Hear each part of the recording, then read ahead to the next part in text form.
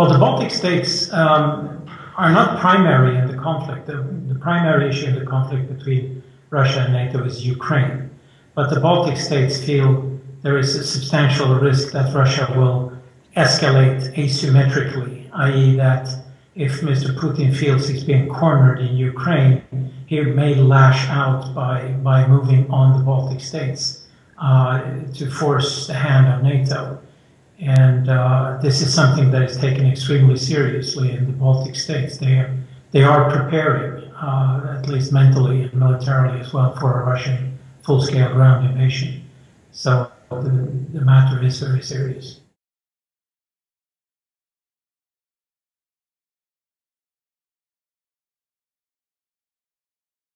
Well, NATO membership for Finland and Sweden would be a tremendous change in the security situation in the Baltic, because it would sort of stabilize the front line between the Baltic states and Russia. But it's not very likely to happen.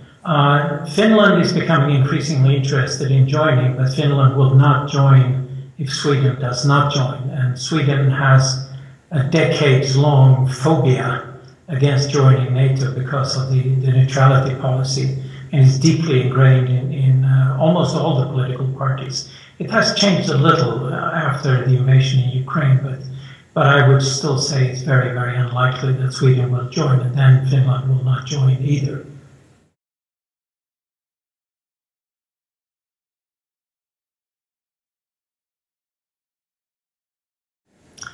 Well, if Finland and Sweden were to join NATO, it would create a substantial boost in the security for the Baltic states. The problem for, not so much for Lithuania, which is to the south, which may be defended by NATO from Poland, but a country like Estonia that is wedged in the northern periphery between Russia and the neutral countries Sweden and Finland. If NATO is to intervene to support Estonia against Russian aggression, NATO will not arrive on location until it is a fait accompli, i.e. NATO would have to intervene to dislodge a Russian occupier rather than meet a Russian attacker.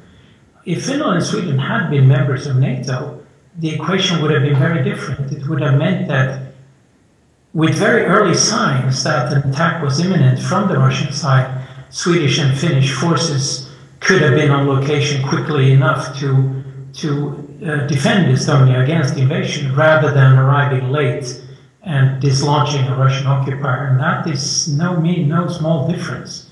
And this is why there is so much resentment in the region, that Sweden in particular is so recalcitrant and absolutely refusing to contribute its share to creating security.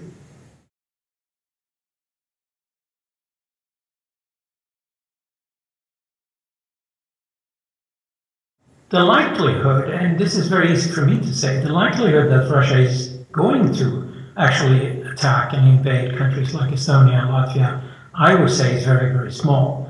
But that looks very differently from their horizon, where they have the Russian troops on their borders. A situation where it could arise is if matters really escalate in Ukraine, and as is now becoming increasingly likely, the Americans start supplying weapons to the Ukrainian army.